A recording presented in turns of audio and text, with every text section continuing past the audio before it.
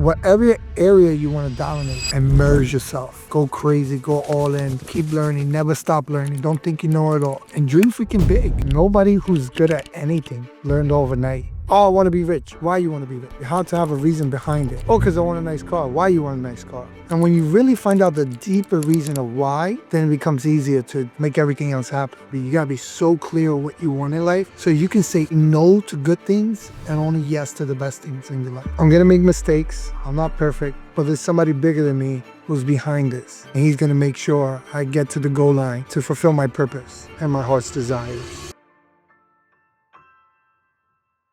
The very first thing I want to talk about is bringing up you just came back from Tony Robbins event, and not everybody gets to go to Tony Robbins events. What was your biggest takeaway that you could drop a gem on us if you were to give us And your there's a biggest whole takeaway? bunch. It's limiting beliefs. Limiting beliefs. All the half of the bullshit we worry about, it's all bullshit. You literally learn that. Like half of the things you worry about, how I'm gonna do this, how I'm gonna do that, it's all bullshit. You know, you need to have a, and Tony don't just say this, a lot of people I know say this, but you have to have a reason behind it, right? It's like what we talked about the other day, right? You know, oh, I want to be rich. Why you want to be rich? Oh, because I want a nice car. Why you want a nice car? And when you really find out the deeper reason of why, then it becomes easier to make everything else happen. You know, because there was this one guy, he wanted to be rich so he can go to his kid's basketball game. And you know, typically people who are rich are not going to basketball games. But he wanted to be rich because he wanted choices in life. And he wanted to go see his son play basketball. Because when he was a kid, his dad couldn't see him play basketball because his dad was so busy working. So you see, some people say, oh, rich people won't have time to go to a basketball game. Well, this guy's motive to be rich was to go to his son's basketball game. And he wanted to have freedom and control of his time in life. So when you find a why, that's the best thing I learned. Like find a why, the reason behind it. Was the, like, central, like, focal point of the event just primarily mindset? Or, like, what is it? Like, walk me through what the actual event was about. They touching a lot of points. They're touching it from your health to they're touching your mindset to your limiting beliefs, your patterns, you know? So like I give an example, like even something like standing up, like if you stand up with your chest up, you know, you build like a confidence, right? But the minute you just go like 2 inches down, you lose your whole confidence, the energy, you can even feel the energy. And then what you focus on is what you get, right? If you're going to focus on a whole bunch of problems, you're only going to be getting problems. Well, when you focus on solutions, you'll start getting solutions because you're focusing on something. You walked me through a pretty powerful exercise the other day. Kind of like what I think. Did you learn that from the Tony Robbins event, or is that No, Tony does it, but I knew about that for a long time. I actually learned that in church, man. okay? Can you walk DJ through it? It doesn't have to. You don't have to put DJ on the spot, but let's if you could do the exercise. Maybe not. Like the why and the thing. Yeah. So so pretty much DJ, well, your faith or your business, what's going on is like how would you say it is your regret? I don't know if you ever heard Jeff Bezos said he wanted to minimize all the regrets he had when he got older, right? He didn't want to go older in life. So it's quick 30 seconds. Let's say you close your eyes, right? Right. And I want you to think about, yeah, DJ, go close your eyes. Go for it. All right. Yeah.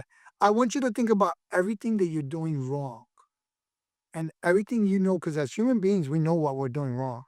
Everything you're not doing productive because you know how it is. Oh, I should do this, but you must do it, but we don't do it, right? And just think about everything you're doing wrong. How would your life look real quick if 30 years went down, you're 30 years older, and you keep on making the same mistakes? How would your life look like? And how would you feel? Right. Probably not how I would want to feel. Maybe. No, but like you got to put the emotion behind it, right? How would you feel? Yeah, I would just feel like exactly like you described regret. I feel like I would feel Like I let the people down that believed in me and have supported me and betted on me and uh, you know, let me be me down by not fulfilling my potential. So it'd just be regret. I feel like shame for sure. I would just feel like ashamed. Um, yeah. And perfect, that's it, right? So I had a guy years ago, he made me write I don't want to say his name, but he made me write a obituary. He made me write two obituaries. And one obituary was, if I die today, what will people say about me?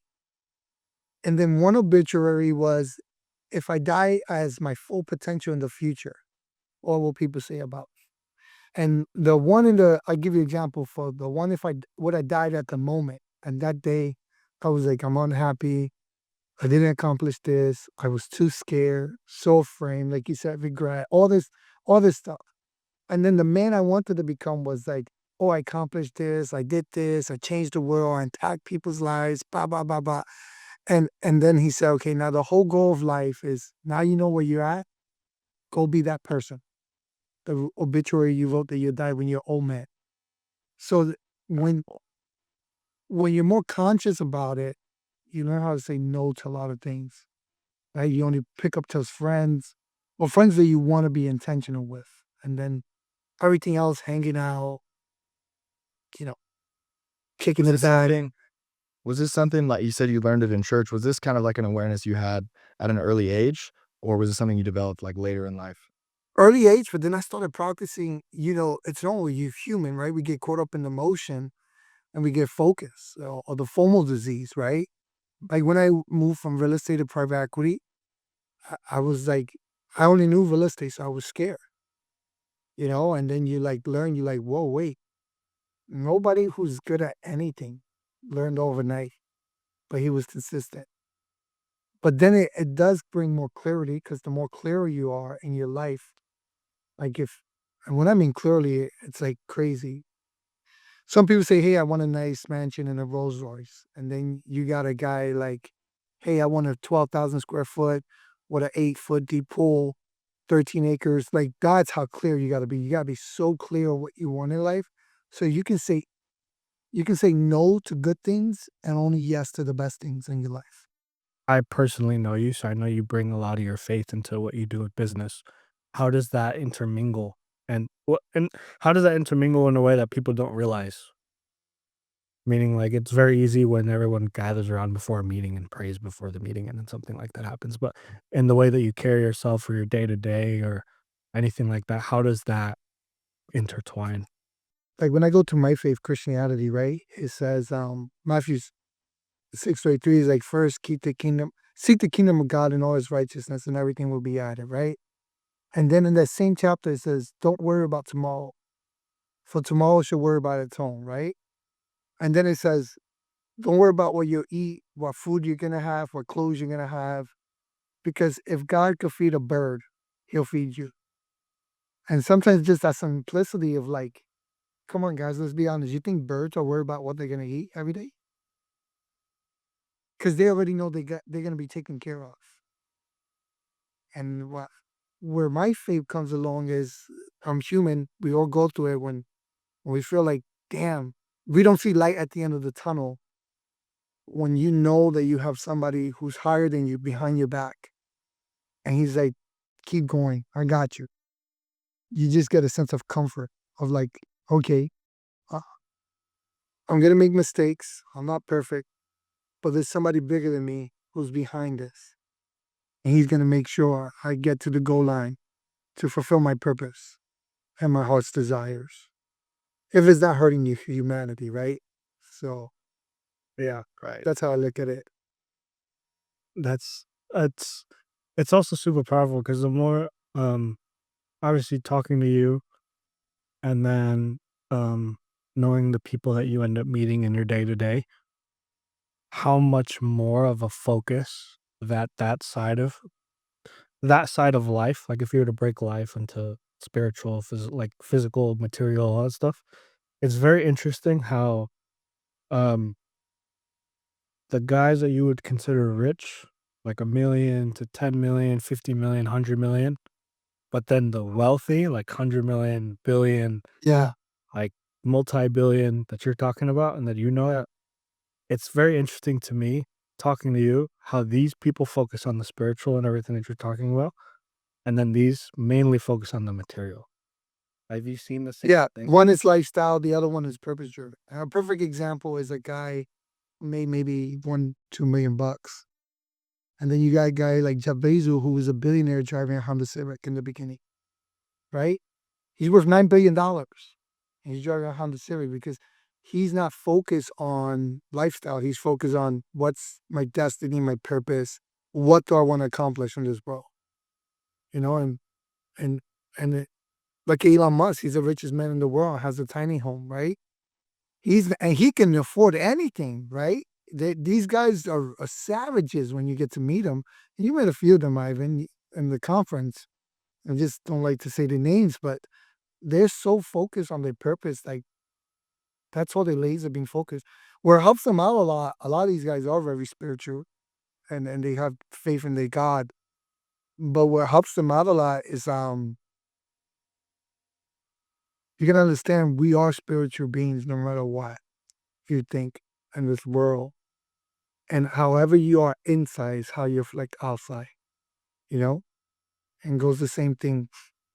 If you're always talking about being depressed and you can't do nothing, then you're not gonna do it because you're speaking in our faith. It says the power of life and death, life and death are in the power of your tongue, right? So whatever you speak about yourself, that's what you're gonna believe about it. So like a person who says I'm an idiot, he's gonna never achieve nothing because he's gonna feel like he's an idiot. But he's speaking that death upon his life. So you want to do your best to be around people with the. That's why if you notice, these guys hang around with the same type of people, right? Who are like crazy, who think big, and who'll tell you, "Oh, you can do that," and then you like, "Really, I can?" And then when you do it, you're like, "Oh shit, I just did this." Yeah. But it's because they have a strong spirit. They can control their mind, which is tough because we all, and you know this, we have a tendency to be everywhere, or we want to do everything. It reminds me of that Warren Buffett story that he's like, "Yo," the pilot says, "How you become successful?" He tells him make a list of 25 things, the top 25 things that are important in his life, and he's like, "Okay." He does the list, and then he says, "Okay, just focus on the top 5. The other 20 just exit it out. Don't even worry about them." You really gotta be that focused. And is that focus something like, I have two questions. One, were you raised with this faith like all the way throughout your entire life, or was it something you developed just over time through your own curiosity? And then two, were you similar to like with this focus? Like, have you always just had like singular focus, like you do now? Oh man, I was raised with the faith, but then I became atheist when I became a teenager, and then I had an experience. Um, I was partying a lot, doing what people do when they party a lot, just chasing a lot of women and just, having fun. And then I had experience because you kind of hear about God when you're young. But I was in the shower. I thought it was the hot shot because I made 6 figures and sleeping around with all these women, but I was so empty inside. And then something told me in my heart, he was like, "Hey, I can fulfill you." So that's where my real relationship with Christ happened. And as far as focus, no, man, I just started learning that muscle, building it up, like maybe 2 years ago, because I had the FOMO, like I told you, I'm telling you from my experience. I want to do everything and I had the fear of missing out. So I just finally, once you get free of like, oh, I don't have to do everything in this world. I just want to focus on what I love and what I'm gonna do. You then you become so clear of what you want that you like forget everything else. I will only go to the events that are gonna do A, B, and C for me. I will only meet with friends that they're gonna do A, B, and C for me. If somebody's gonna be negative on my friend, I'm gonna cut them out. And I always told that to Ivan, I'm like, bro, people like that, just cut them out of your life. It's hard in the beginning because we have those habits, right? To talk to those people, speak to those people. But you'd be surprised once you start cutting out people out of your life, you have now space to fulfill it with something else and fulfill it with better friends or better time use for it. Right. I you remember Go ahead, man. you're good, you're good. I remember you were telling me you told me to do one exercise and I did it and it works. So thank you. I but I remember you told me make a list of all the people that I spend the most time around and then ask yourself, do they after talking to them, do they energize you? Do they make you more energy? Or do they drain you? Notice how you feel after you speak to them. And I remember I did that list and there was a lot of negatives, a lot of draining, put it that way. And then I fixed it for the most part, or I started trimming it and I saw that turn around a lot. Like I saw that every conversation gave me more energy versus most people go around their day thinking, you know, I don't want to talk to people. Then you're in a business that it doesn't exist without talking to people. Your business is such relationship driven that you don't have an option but to build deep relationships with people. And that's something that I know you told me that you invested heavily into. So why did you decide to double down on that path versus all these other skills that you could have learned? I had a mentor. Uh, he was actually in a board meeting last week, and he told me one thing. This was years ago. He said, Elliot, invest in your relationships because people only do business with people they have relationships with. And you do have some transactional business, people that'll do business for transaction, but for the most part, people only do business with people they know. I mean, even with AI, right? AI is going to be with business with people they know. Who's going to get the AI contract? Somebody you know what I mean? And and then you learn to be more intentional with your relationship. So like if I knew DJ loves, let's say the Yankees, I'm like, DJ, let's go to a Yankees game. So I'm super intentional with my relationships. There was a guy who did a whole healthcare roll up in private equity. I'm not gonna mention his name, but they're making hundreds and hundreds of millions of dollars in revenue. And I wanted to get to know him. He's a, you know, secretary, big staff, but I was like, crap, how do I get a hold of this guy? And most people would email someone and say, hey, I'll work for free or I'll take you out for lunch. And you gotta understand, just put yourself in this guy's shoes. If he's already worth a few $100 million, so he doesn't need money. And spending time with him is gonna add more value to yourself because he has wisdom and knowledge that can save you 20, 30 years because he already been through it. So you gotta make yourself so valuable to that guy. Or you gotta be so intentional that you gotta catch his intention. Because how many people you think are emailing this guy? A whole bunch. You'd be surprised, right? So I found out there's someone who knows him of a hobby he likes. And I got him a gift card in that hobby and I wrote him a handwritten letter and said, hey, no pressure. I just want to say, I admire you. I see that you're doing this. I would like I told you before, a few minutes of your time. But no strings attached. I know you like this hobby. Enjoy this on me. Within 24 hours, he called me and said, let's go have lunch. And then I had to fly to him, right? Because he wasn't where I'm at. But when opportunity comes like that, you just go, right? But you got to stick out. And one of my mentors told me that the power of relationship when you're super intentional. So, like even with you, right? I like to find out what my friends like, what's their hobbies, what do we have in common? Because whatever we have in common, it's like a plant. That's where I'm gonna nurture. And a plant is like the more water you give it, the more it'll blossom, right? And it'll get stronger and the roots will get stronger. So if you want your friendship to get stronger and roots to get stronger, you start watering on those good grounds, and you speak life on it. And if you don't water it, you guys know plants die all the time. for the lack of nutrition, right? So that's how friendships die. So when you really have somebody who's like I say, a fountain who can water you as a person, and you could water them back, that's a great relationship. It's sick. So when you think about like relationship building, I think a lot of people, or the relationships that you've been able to build with like some very successful people, like I think a lot of the way that people would traditionally think about building those relationships is through proximity. Like you went to this college, or you were in this industry or whatever, but you didn't even go to college. So how were you able to go from, I think Ivan let me know that you dropped out of high school. So from dropping out of high school and not being in these circles with extremely successful people to working your way, you know, into having all of these fruitful relationships, both personally and business, business relationships as well. You read the room, right? Even though you're right, I didn't go to no college or nothing, but you learn. I have street smarts now, so you learn how to read a room, which is reading the energy, right? Um, and then I would say, when you're in a room, because I made this mistake, right? Be humble.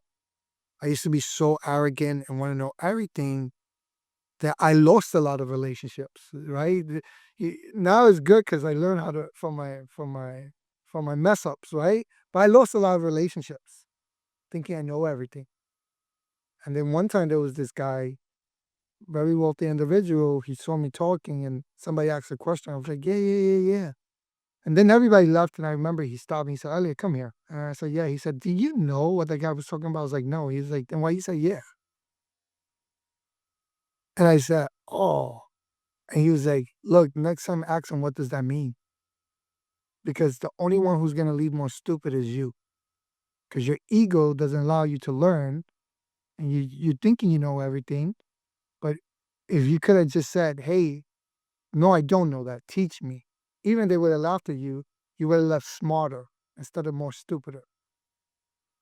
And he was more tougher than those words, but I'm giving you like a clean version. But man, it woke up my eyes where you get so curious with people that now, like if I'm gonna talk to you, DJ or Ivan, I want to find out what you guys know, how you do it. And it's not to do the industry. I just want to learn and be curious to learn how because what you do is who you are. So when I try to find out with friends of mine, and something I always recommend is have relationships with people who are in different industries from you. I have people in I mean, real estate, different industries, right? Because now you're learning from each different person's sector, and you're informed a little bit. Yeah, I know you obviously don't want to list out their names or any personal details, but can you think of any more lessons or moments that really stick out to you across these relationships with people who have they don't have a net worth of $100 million. They do hundreds of millions of dollars in revenue every year.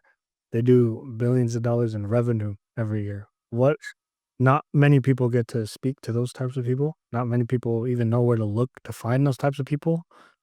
Um, what could you say are some lessons that really stick out to you from meeting those heavy hitters um, in your time that you've spent, whether it's at lunch or a dinner? They're human beings. Love them. And really genuinely get to know them. Right? They're not stupid. Most of these people want to know them for their money. But they're human beings. Just think about when you guys make a lot of money and everybody's just calling you. You guys kind of know for your real core guys, right? So you treat them like a human being. You treat them regular. And it's not always money because there was a billionaire. He has a lot of money. He doesn't need money. But he just wanted to go on a date with his wife. Long story short, I mean, you get him a babysitter to watch his kids so he can go on a date with his wife. Now that means more to him. than a business deal, right? And it's the psychology of reciprocity that when you do something for someone, they might not do it back, but somewhere in the world, somebody's going to do a favor back for you. And that's what reciprocity is. It's adding value. So I always tell you, you add value where people know who you are. You know, even the masses might not know you. They know you. And you wanted to get it to the point where you can call them, they'll pick up. It's not, oh, I got his number, and then he never answers, right? You want to have so much value that because these guys are swamp. And that was a lesson I learned. You know, one time I got arrogant. I told this very big business guru, I said, man, but you ought to get a hold of and blah, blah, blah. Because he'll call me back like every 2 days. Anyways, we was in Miami and the water, and he said, Elliot, look at my phone. And he starts showing me his phone, all these missed calls. And he says, at least I call you back. And then it hit me. I'm like, oh, shit. At least he calls me back. Some of those people, and he started showing me, he'll never call them back. So I'm like, wow. And then you start learning, like, okay, I water this relationship well. Like, even if it's a few days, he at least calls me back. He answers back, whether he's on his jet or whatever. But other guys, he's never gonna call back. And you have to know the stage you are with those person's relationship. And the more meaningful it gets, the deeper and the better, more access you have to that person. I hope that helps. No, of course. Of course. I know DJ, Elliot, your strength is obviously the relationship building side and the motivational side, but this show is also about, you know, deals, making deals, business, private equity. DJ, I know you had some more technical questions that you wanted to ask, and I'd love to get into the nitty gritty of actually doing business in this industry. So first, as DJ prepares those questions, I guess, Elliot, can you give a quick 101 explanation of the type of business that you do and what that is? So, in a snapshot, what we do is we look for companies. They have potential, but the owner doesn't know all the aspects of, because it's normal. Entrepreneurs and founders, they get caught up in the minutia of the business. They don't focus on other areas of the business, but they know they're making money. And we'll how to partner up with them or acquire their company so we can build better efficiencies in the company so it could be more profitable and then sell later on for more money. So in a perfect example, we buy a company for 1 million EBITDA, but because the owner is not paying attention to his metrics, and the metric is, like, I give you an example, let's say his company is making $2 million, right? It's bigger than that, but in small numbers, it's making $2 million, but $500,000 is coming from, he owns a parts company, right? From alternators. And $1 million is coming from starters. And 100,000 is coming from tubes. And they don't know that specific detail, right? So you want to find out, okay, if I'm going to buy this company, where's most of my revenue coming from, right? So even when you get into more detail, okay, $1 million came from starters, right? But what's the profit margin on that $1 million? 10%. So I only made 100 grand. And then you look at the other avenue of the business, and he's like, okay, the alternators made $500,000, but what's the profit on that margin? 30%. Wait a second. So even though I made $500,000, my profit was 150,000 on this, and this one made me $1 million. I only made 100 grand. How do I get more of these? Because I can sell more and make more profit. And you keep track of the business like that, and you start learning that thing. So the whole goal is to find good operators, people who own their business 10, 20, 30 years, and then you help them in areas they They don't know. Like, hey, look, this is where 80% of your revenue is coming from, and this is where most of the profits are coming from. How do we put this on steroids? Right. No, that's great. So I kind of want to start from the beginning with one. I know the first business that you built was in real estate, and now what you're doing today is in private equity and healthcare specifically. So just kind of walk me through the transition. How did you start in real estate? And then, it's kind of a big transition from real estate to healthcare. Like, what did you see in the healthcare industry? Like, what opportunities, et cetera? Well, healthcare is the biggest, besides technology, healthcare is the biggest GDP. Like most of I think it was like 17 or 19%. Don't quote me on it.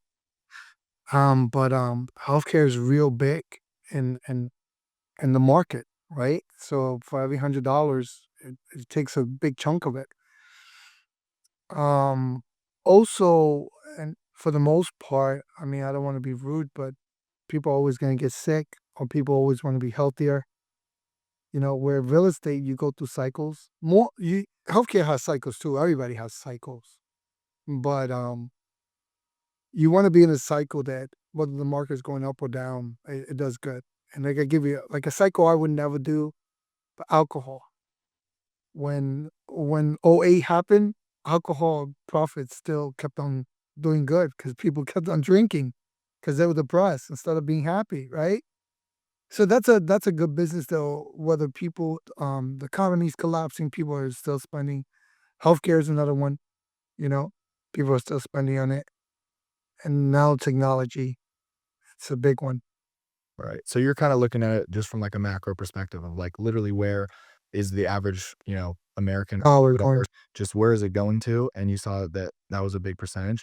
Was that like the main insight that drove you into healthcare, or did you meet someone that was doing the business, or like what was that turning point when you were like, Just to be in private equity. If not private equity, just buy companies and be an investor. I always wanted to do that. I was a punk in the beginning. I didn't want to. I was just I was a puss, man. I didn't want to. I didn't want to do the move because it's normal. We're human, right? Real estate is the known. I know about real estate. Doing something new is totally unknown. It's territory I've never been.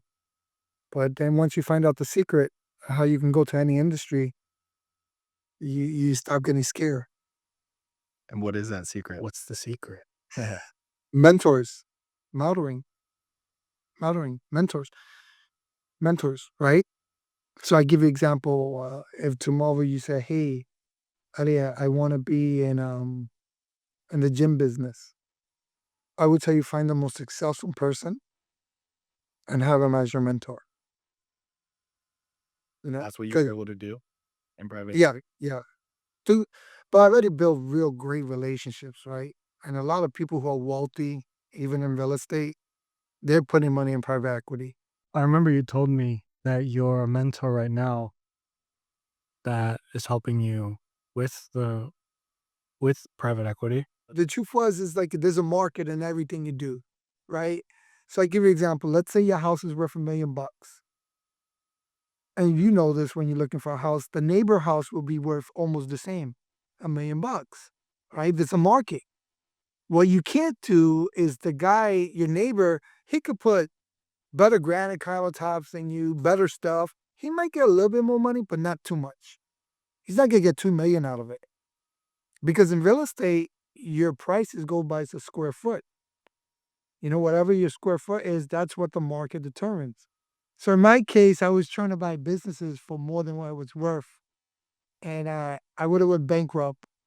And like I told you that day, some of the best deals you do are the ones you don't do. Because I could just imagine me doing those deals and losing tens and tens and tens of millions of dollars.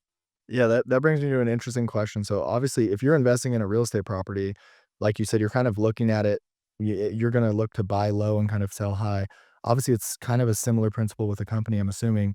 But are you looking more so to get a better deal on the front end or to add more value on the back end, like post acquisition? Like where are you making your money on these deals? It depends, right? It depends for advisory. So in real estate, it's the same thing like business. It's all on put systems and process. It- It's not even buy low because sometimes you can buy a home does not venerate it. And I've seen friends of mine who flip homes who do this. They'll buy the ugliest home in the best neighborhood and do very well because they'll buy it cheaper, fix it up, and then sell it at market price. So we're doing the same thing in businesses. We're trying to buy companies they still have, they're not, they're okay, but we can venerate it, put better systems and process, and then sell it for more. So it's the same thing, right? It's like building efficiencies in the operations and all that stuff. Right. And so what are some of the, like, the key things that you'll look at in a business to value it? Like, how are you valuing these businesses? Is it mostly like EBITDA, like founder involvement? Like, just give me some examples of, like, if you're looking at one of these healthcare companies, what's like a major green flag? And then what are some red flags that would turn you away from the deal? EBITDA is what gets us in the door, but it doesn't mean we'll buy it. So somebody could be very profitable, and we have turned down looking at companies, even though they were profitable because of the person, right? So this it's like we're just so much into it, but you gotta it's like a checklist. So like that's one thing. Let's say EBITDA. Where's the EBITDA?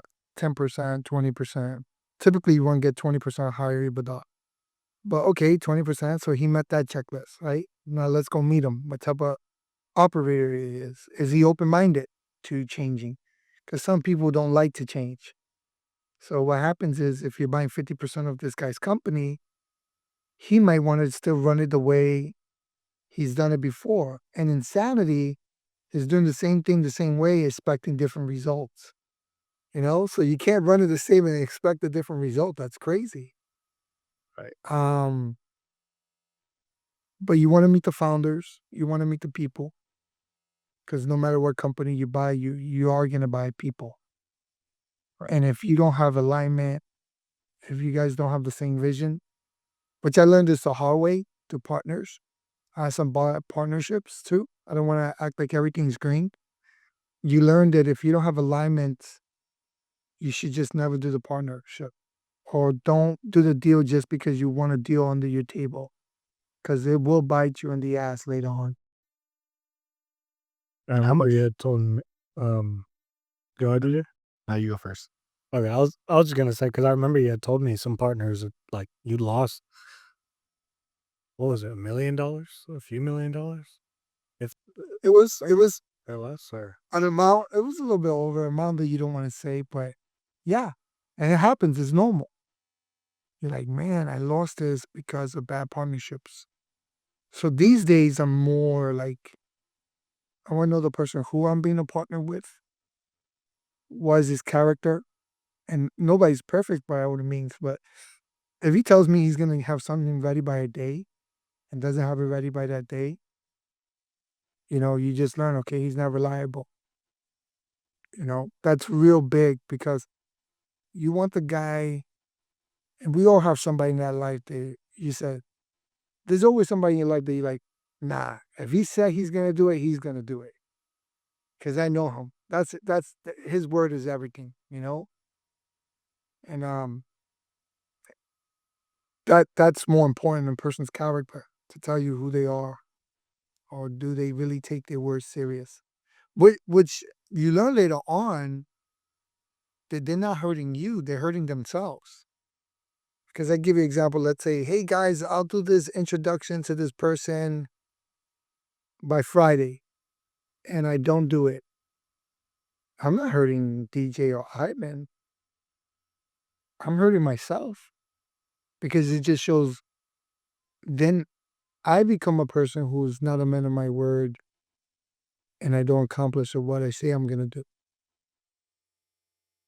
So would you say, like, when you're valuing these companies, most of the weight goes to the founder? Because I know, like, I have a buddy who's in venture capital, and it's like they're investing in these startups that it's basically just an idea, and they're just Calculation. basically the person. And it's pretty cool. It's interesting. I was talking to him about how he, kind of analyzes the founder and decides whether or not they're going to put money into this person's basic idea, because they don't have a profitable business. It's a bit different what you're investing in, because you can look at the fundamentals of the business, the profitability, and all these other factors. But yeah, how much weight goes to, like, hey, this business is really solid. They're doing really well. We like the model, versus the founder. And there's so many ways people do it, like venture capitalists, they go very in the beginning. But that's where the upside is at. A lot of upside. Private equity have upside. Venture capitalists, they take the most risk though. Yeah. Right? They a lot of those stories is I know friends of mine who do it. And the success is a success, but they don't tell you about all the money they lost. Because of all the other founders, But I would say typically you want to if I was to start tomorrow, find a guy who's been in business 20 plus years and profitable. Right. So Because it's like now it you have has to do 20 years of track record. And sometimes some of these guys are making $1-2 million and they don't have a business. They have a business, but it's more for the lifestyle, right? To afford the Ferrari, whatever they want, live lavish. But sometimes you could buy that business and just change one or two tweaks and it can make way more. right. That's you ever high level, but it's finding that business is gonna take you work. Right. And are you ever making like calls? I mean, I'm assuming yes, but like calls on whether to purchase the business just based on like gut intuition. Like, have you ever had a deal that was like 100% there on paper? It was like, hey, this is a great deal. The business has been they've been in business for 10 years. They're profitable. They meet all of the check boxes. But then your intuition was telling you like, hey, something about this founder's off or whatever. Have you ever, called any deals kind of at the last stage due to that? What I did do was with my mentor when he showed me I was overpaying, we was looking to acquire a business. It was like 30 plus years, It was a business in South Florida. And my mentor said, nah, that's not a good deal. I'm telling you, Elliot, what he wants to do is take the millions of dollars of money and he wants to sit back and drink pina coladas. But but I was so emotional and stuck to the profit of the business that I'm like, oh crap, yeah, I'm good. No, I want this business. So I told him, hey, listen, I the way we wanted to buy it's not gonna work. We can do this. We can give you more money later on if we can improve this. And the guy was like, no, you're not a man of your word. He insulted me, all this crap, blah, blah, blah. He was like, I just want my money and leave. And then I remember when my mentor said, the week before, no, that guy just wants to take our money and drink pina coladas on the beach. And I laugh sometimes because he's the older guy. And I'm like, man, this guy's dramatic. But then you learn he's been through it. He has 30 years doing this on you. So he kind of vets so many more people than you. And my emotions was happy. And then my gut showed me that only in that business alone, if we would have bought it, I would have lost $3 million. Just in that. And then I had all these contracts with the same type of formula to buy that business. That's why I say tens of millions of dollars. You start adding them up, you're like, oh man, if I buy all these business, I'm gonna lose this money. But I didn't know all the stuff I knew now. That some people take years, but it's because he's been through it. And going back to gut, my gut said, don't do it. Just be wait and patient. Where even though my emotions just wanted a deal, right? I want to prove myself. My gut was like, be patient. It was the best thing to happen to me. Because I listened to counsel, wisdom, people who's been there before me. And then I listened to my gut that was like, now.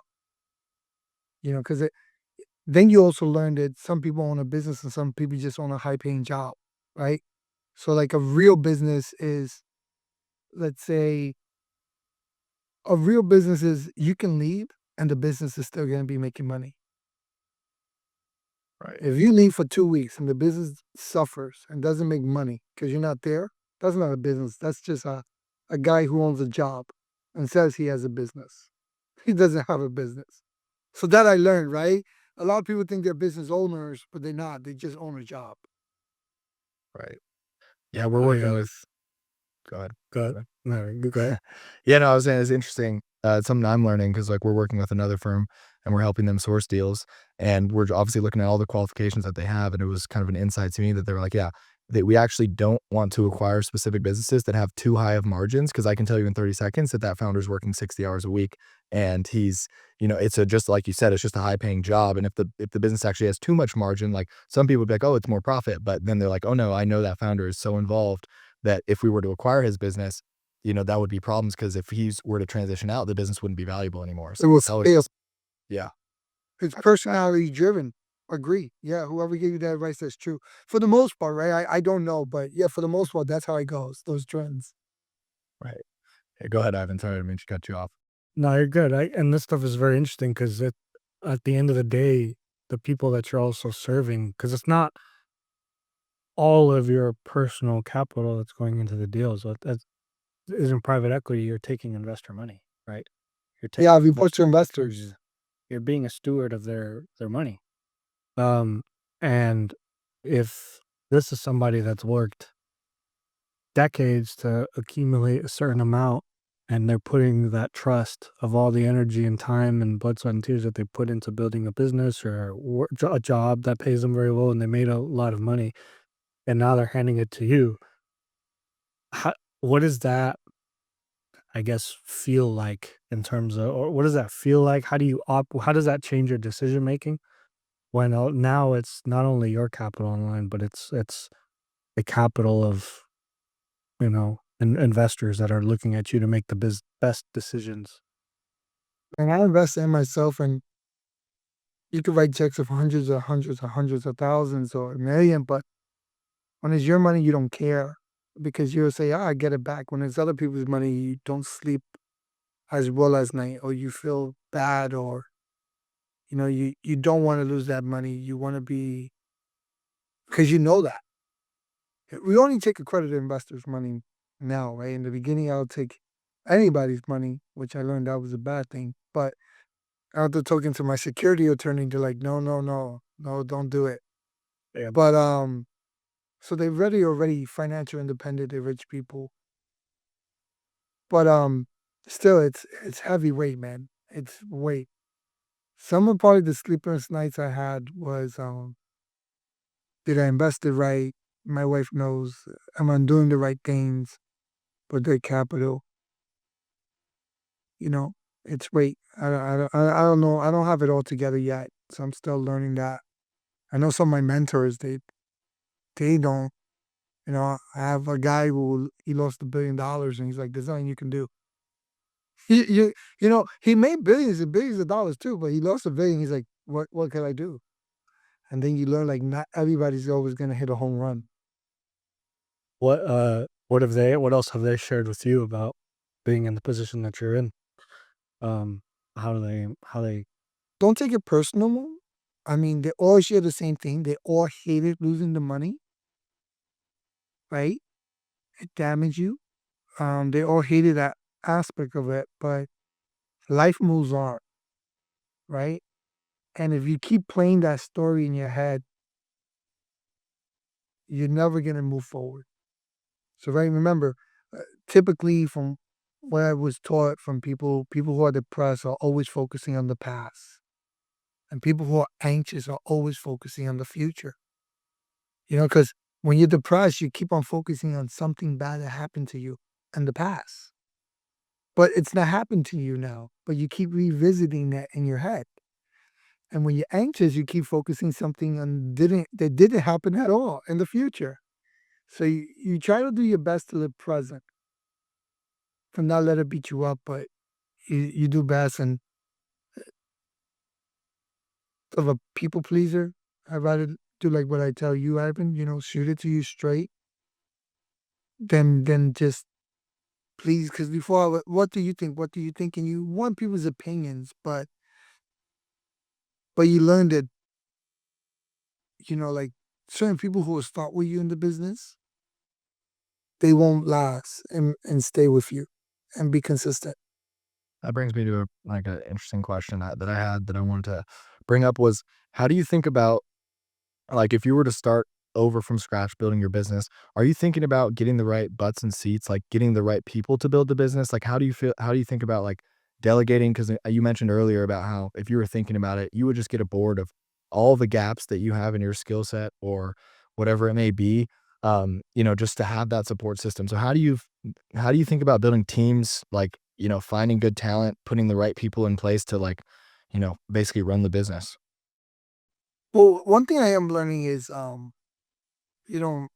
partner, COO, Casey, he tells me culture beats strategy all day. So you can have a guy who has a weak plan, but he made the decision that he's going to be successful, and he will overcome more than a guy who has a strong plan, but he's indecisive. That guy's going to overcome more. And as far as talent, you don't know, because people will say a lot of stuff. They'll tell you a lot of crap, and they probably won't do it, but they won't come through. So I'm still learning that. I don't know how to read God, but the more you do it, the better you get at it. Like, this guy's tricky. No, I don't want to do business with him, because if he can't do this, well, imagine if he did that, you know?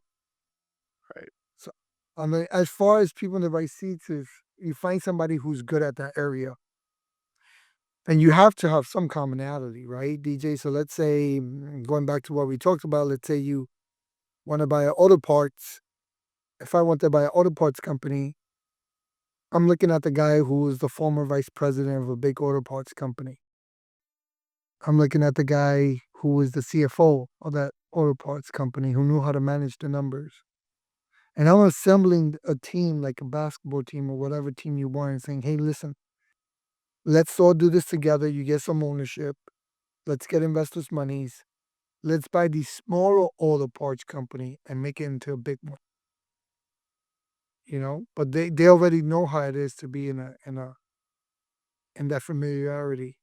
So, like, a guy who's done, and you see, like, a guy who's ran a few $1 billion companies, he doesn't think the same as a guy who runs a startup or a few $1 million a year.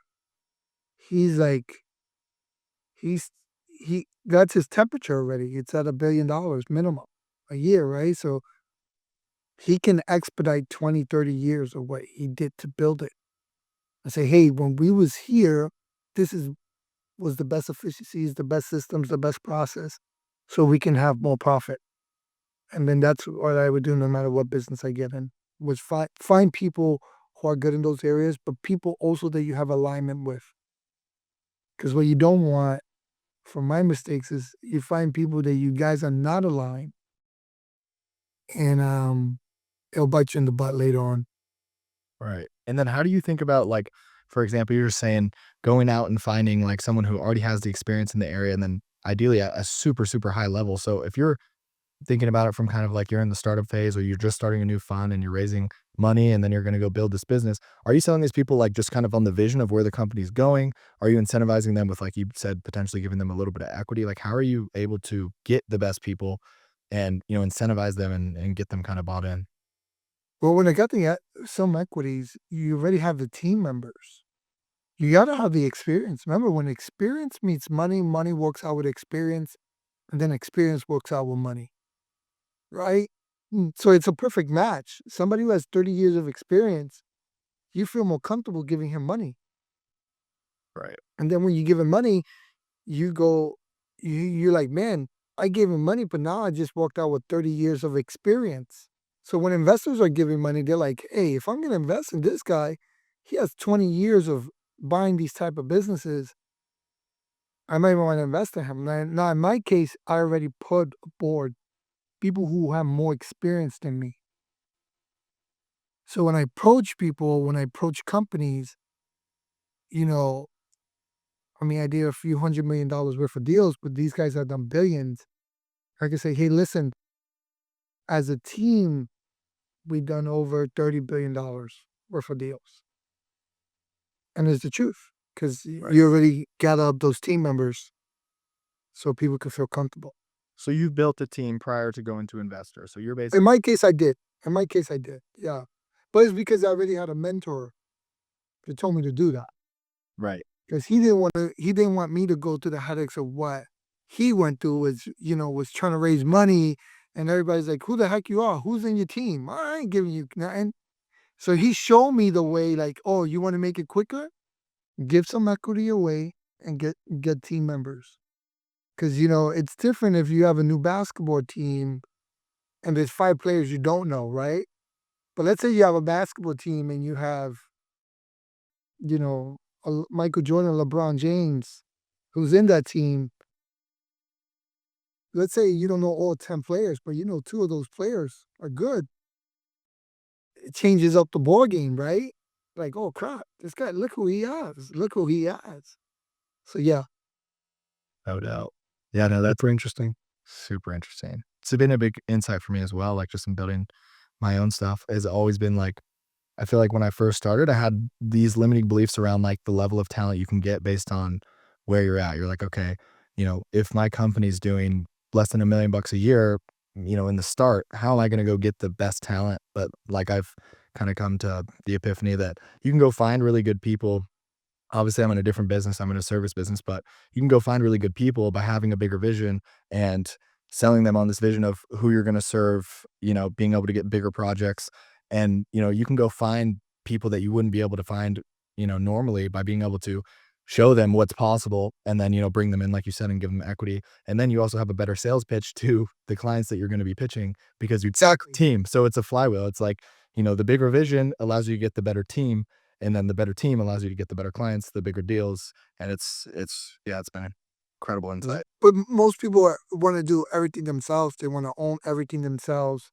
So it's like I always tell me and my partner when we talk, it's like, would you rather have 10% of like $100 billion company or 100% of zero? So it's like, because everybody always wants to do it themselves. So I'm like, okay, we get to choose. Right. Look at Amazon. I mean, Jeff Bezos only owns like 9% of the company. Right. It's worth 200 billion. Nvidia 4%. I think Elon Musk doesn't even own 20% of Tesla.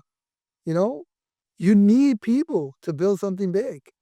So I mean, like it's all up to what you believe. Like you say, your limiting beliefs. Absolutely.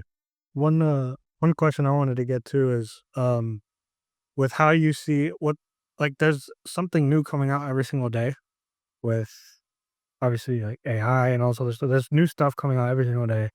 Not to use a kind of a a cliche of everyone bringing up AI that's changing the game and everything, but what is one thing that you see in meeting people in private equity, in talking to people in the industry, service providers, etc.? What is one thing that you see that you would, if you wish you could, you would improve and that you are improving in your company? What is one thing that you've identified as this is something in which the industry is lacking in? I can do this better.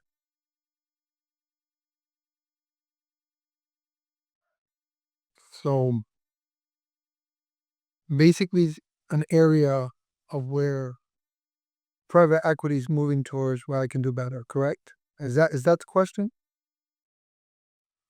Yeah, pretty much. Like, what are the gaps you're seeing? What are the Well, everybody's in a different stage. For me personally, it's not. It was I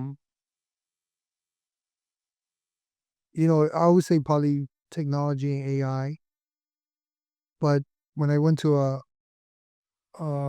conference in Chicago, and you was there with part of it, you know, you saw the people of big companies there, public companies, that they had their products there, and you start seeing what these robots are doing, you know, like these robots, then you're like, oh my God, they're they're gonna take a lot of people's the average burger flipper job away, and nobody, you know, it's gonna happen. It's already happening, and there was one advice I'll give to people is invest in yourself, keep investing in yourself, and keep being valuable. Because the only way you're gonna get paid, the only way people are gonna want to be with you is because you add value. And the people who don't add value, they're gonna get stuck. And it is like that because it's like the person who doesn't want to learn no more, or that's why you can get a guy who dropped out of high school and make more than some people with MBAs. Because the guy got an MBA, he stopped being hungry. He stopped adding value. He didn't think he needed to learn no more after he finished college. you know? But then the guy who always is continually learning and proving himself in an area, and what I mean area is because you learn you can't do it all. Like, I can't go back and try to say, oh, I'm going to be the best in AI, right? But I can hire somebody who's good in AI and partner up with him, and I'll be good in what I'm at, you know? But whatever area you want to dominate, immerse yourself. Go crazy, go all in, keep learning, never stop learning. Don't think you know it all. Or have I told you before, go to people who are making 10 times more than you and tell them, hey, what are you doing? And then shut up. Because they're going to give you their blueprint of how they did it. And then your job is to, okay, let me get the blueprint. Now I'm going to apply this, you know? So that's why I would say just keep working on whatever area of skill you want to be good at and go all in and dream freaking big. Big, big, big, big. Because you're going to kill your spirit dreaming small. How would you I- value so you mentioned obviously specializing in something and going all in on just increasing your value, but with the rate at which technology is moving, and like you mentioned, a lot of people are going to get replaced. Like what are skills that you would consider, like based on where you're at, that you should double down on? Like for the average person watching this, like what are the areas that you would think are even worth doubling down on from a skill set perspective, given that a lot of things are going to get displaced with AI? I mean, what you guys do, like marketing. Every company needs marketing. Sales. Every company needs sales because you got to sell something to make money. Um, Finances. Every company needs cash flow analysis to keep growing. If you don't have good cash flow, you're done, right? You go bankrupt. That's why you see these big companies, they made a lot of money and then they stop focusing on where the cash went, they went belly up. Um, Being a good leader, because, you know, in wars, people follow leaders, you know, and an energy focus. Where are you focusing your energy on? Because like if before somebody told me a problem, I'll spend 2 days saying, damn, look, we have this problem. And again, I was doing my own medicine. I kept on speaking bad about my problems. Now I'm like, okay, this is good. I found the problem. All I need now is the solution. What is the solution to this problem? Different mindset. And if there was one thing I could say to focus on any human being, whether you're an employee, private equity, or any human being, is having a good state of mind. Because your state will determine your decisions, right? If you're pissed off, you're gonna act a certain way and make a certain decision by being pissed off. And if you're happy, you're gonna act a certain way by being happy. So I give you an example. If you're a grumpy guy and juice spills on you, what the crap? I can't believe this, right? That's your reaction. But if I have a good state and I'm always happy and spills on me, I'm gonna say, crap, man. Now I got another funny story to tell someone. I can't believe this happened. Right? Same situation, but one guy looked at it different and the other guy looked at it, I think that's so having a good state of mind, I think will be the best skill for any human being. Because then I go back to my faith that it says a man who can control his mind is stronger than a ruler. If you can control your own mind, you're stronger than a ruler. And for the most part, most people can't control their mind because they're always on Instagram or they always on so much information because we have everything public, guys, right? There's so much information out there. You can literally go chat GPT and say, how do I start a private equity firm? And it'll give you bullet points, right? So, but what's the whole point of having that knowledge if you don't have a good state of mind and don't know how to apply it? It's worth nothing. Right. That's huge. Yeah, that's huge. Huge. I have a follow-up question to that. Like, so part of what you mentioned was like knowing where to put your energy. Like, for example, if a problem comes up and you're obsessing over this problem rather than finding the solution and just having a it's almost like, in a sense, it's like prioritization, like where you're putting your energy. How do you think about that? Like throughout your day, where you're at, like what do your days look like? Where are you putting your energy and focus, within the business to drive it forward, and then also to, work on your mindset and, grow, expand? Like what does your day look like? For the most part, me and my partners at Casey, our day looks like, how do we add value to our operators? Because, you know, I even spoke to one the other day, right? He's the CEO of a company that we're doing. You know, what are the resources he needs to grow his business, right? What are the solutions we can solve for him so he can focus on the business? Um, and then just keep adding value. How do I add value to my shareholders, my partners, my friends? It's not even just in the business, because it's first in your personal life. If I learn how to add value to my wife and learn how to be a better husband and be a better man, then I could be a better businessman. Because it goes back to your character, your core. Who are you inside? Which I didn't know this in the beginning, so I made a whole bunch of mistakes. And I wish I could be 20s again to fix it. Yeah, I think that's something that I struggle with personally, is like managing. I'm so obsessed with business and I'm very business focused, so it takes a lot of my time naturally.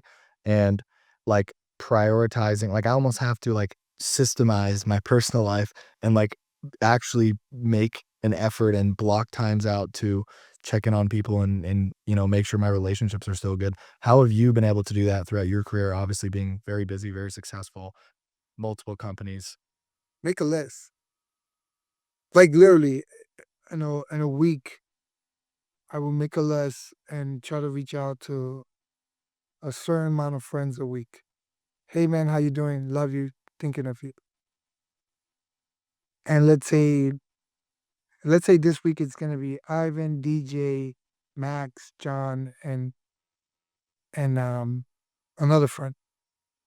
I checked up on 5 friends that week. Next week is 5 friends. Then the next week, 5 friends, 5 friends, 5 friends. By the end of the month, I just checked up on 20 people and I still water them. And certain people are different, right? Certain people, they more meaningful, so you don't text them, you call them, you know? I did it today. I called a real business guy I admire. Hey, how you doing? I'm on my way before here. Had a good 5, 10 minute conversation. Hey, if there's anything you need, anywhere I can add value, let me know. I love you. Boom. So throughout your day, Bali, but be intentional, right? I'm gonna reach out to 5 people a day. Cause you gotta forget we're human, man. We can't be a robot. And you can get so caught up in that trap that you're gonna find out, DJ, that you'll never be good enough. But once you get free of that, if I was you, just focus on like that 80% of the thing that makes you the most productive. So what inspires you, what gives you life? You know what I mean? Absolutely. So like in your case, like, okay, you're doing all this systems for business, but I will ask you, what inspires you in your business? What do you like to do in what area part of your business? Um, it's a really good question. Obviously, I love the actual service we deliver, so I love working on the product and improving the service that we deliver to clients so that we can make our clients more money and then build better case studies and get more clients and better clients. So I actually love the actual service we deliver. I'm obsessed with it. I love marketing. It energizes me. I love to learn more about it. And then I actually love also communicating with clients, sales, having conversations, meeting people like you. I've built a lot of great relationships through actual clients that we've signed, like literal business relationships that have turned into friendships. So that energizes me a lot. Um, Also building systems so like we can get more leverage in the business, like things that were just in my head about like a process that I would do now, like putting that on paper and checklists and being able to delegate. So I'm honestly everything, like every part of the business kind of energizes me at the But what part of the business you hate to do that drags you? finances. I hate that. Yeah. It- So we What literally just got a fractional like CFO to help with that, which is great. But yeah, finances definitely just kind of like drain me. Um I would say like being super in the weeds on like tech implementation, like in marketing, there's a whole ton of tech that need like, automation systems and just different softwares and stuff, which I can do and I have the ability to do, but it just drains my energy. I'd rather be doing something creative. No, but you can see it. When you guys go back to the recording, everything you said that you love to do, your body was open, you was moving your hands. And then when I told you everything you hated to do, you was like, your body closed up Right. and it took your energy. I'm literally like showing I you, was imagining doing it. I was like, right? Because we're human beings, we're emotional beings. So what I'm trying to show you is like, you should be focusing on what's going to give you energy. And then the more money you make, start hiring people of the things that drains you energy, like what you did, a fractional CFO, or once you make more revenue, get somebody to do the technology implementation that you don't like to do, and focus on what you like to do. Because what happens is then it becomes like that guy I read in the book once. He loves making cookies, so he starts making so many cookies that he needs help. He hires a cookie maker, assistant, and then at the end of the day, he starts being the bookkeeper. He starts doing every other task but making cookies, and he's miserable. But what happens? What he should have done was do what he loved the most, keep making the cookies, and then hiring everything else that he doesn't like to do. And most people just focus on oh, I have to do this, and it's all BS. yeah, it's like it's a limiting belief, like you said. It's a super limiting belief. Yeah. It's just some people. Yeah. There's some people like your fractional CFO. He actually loves He numbers. loves it. Yeah. Yeah. So like give it to him. He loves it. He's gonna do it with more passion than you. You know? Absolutely. Yeah. I think that was a major one that I had. Like, obviously the way that I entered into business was through like a specialized skill. So I was in a sense, like you said, I was the cookie maker. I was really good at this one thing. And then you have these limiting beliefs that no one that could ever do it as good as you. It's like the average, the average Tell you by the story. It's like everyone's problem, literally everyone's problem. And you tell yourself these things, oh, I could never get someone who could do it. And then, once you start thinking bigger, have a bigger vision and realize you can actually bring people who are literally better than you at that specific thing into the business. And then you can move into areas that maybe you're better at or that need attention in the business. And like, yeah, that's a huge thing revelation that I've come to. And like you said, it's like the things that don't energize you, it's like there's no point in doubling down on those. Because it's like there's no point in me doubling down on, finances when I can just hire a CFO that it lights him up to do that. He's going to be better at it, be more meticulous with it. And, No, but just think about it. Not only that, he's more meticulous, but just think about it. When you do things you love to do, you're doing some endorphins on your brain and you get more creative. What happens when you do things you hate to do? the opposite. You don't get creative. It's like it's a big thing. You get tired. Yes, you're drained. You feel dragged. Somebody that could do something for you in 10 minutes, it takes you like 2 hours. And then so yeah, man. But you're on the right track. I appreciate Keep it up. So, Elliot, I mean, your time has been super helpful here. We've learned so much just talking to you, and I'm sure whoever watches this is going to learn a ton. And I want to be very respectful of your time because you've been very gracious with it so far. So I guess to start wrapping up, if there was one thing that, one message that you'd have to people in private equity right now, what would that be? If there was a message to the industry that you're a part of, what would that message be? That's tough. I really wouldn't. Look, any industry needs to grow, and they just grow, you know. And it's like technology that keeps getting more advanced, and private equity just keeps getting better. I mean, there's way more better people at it, good than me. But I'm gonna be consistent of where I'm gonna be one of the greats. I know that much. That I'm gonna do something super impactful. Um, but sometimes we can get a bad rep by the way we misrepresent ourselves, and I have done that same mistake. We let our owner on like we're gonna buy them, and then we look at the numbers and then say, "Hey, we might buy you for 5 million, or I give you an example, 50 million. This is like a real deal. And then when you look at the numbers, you're like, hey, but you're only worth 30 million. And, and the owner's like, oh, you took him around a circle, and he was pissed off. And that's why sometimes some people in private equity would give a bad rep saying, oh, they lied to you. They tell you they're going to buy you for one amount. But so now you just go with clarity. How much you think I'm worth? I don't know. I have to see your numbers. So I wish, and I'm learning from my mistake. I don't want to say the whole private equity does it, because they don't. But I'd rather tell somebody, hey, let me get, like my mentor showed me, facts and data. Let me get all the facts, all the data, and then I could come with a conclusion of a real offer. But I don't want to give you a price now because I don't know all the story.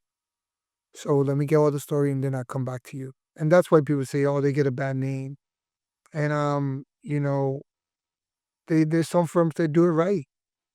There's some firms, like some people say, oh, private equity buys companies and then fire the CEO and hire somebody better. Sometimes that's true, but I know a few private equity firms that they'll buy a company and they keep the CEO or the founder. They work with them and they help them grow, 10x their business. I know I met a guy the other day. He bought a founder that was making 50 million in revenue, and he told me they had 360 million in 2 years.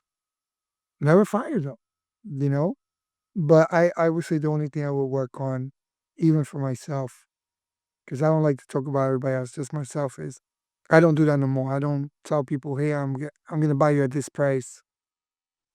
Just send me your numbers. Now I'm like, whoa, listen, we're very interested. Once we get your numbers, then I could come with a legitimate offer. I don't even give them a price no more. And some people may not like that. That's okay. They may want to hear, hey, we're going to give them 30 million up front or 45 million up front for the company. But I'm not that guy no more. Not telling them you want to get married as soon as you meet them, basically. Not anymore. Correct. Yeah. Let's go date. Let's find out who we are. Let's see if this is going to be a good fit. And let's see if it's a win-win for both parties. I think that I learned a ton from this conversation. I know DJ agrees and probably would say the same thing. Yeah, I appreciate you for coming on, man. This was great. Really fun. Oh, no problem. Love you guys. Love you too. Love you too, man. Thank you for watching, and we will very excited to see who else we can bring onto the show.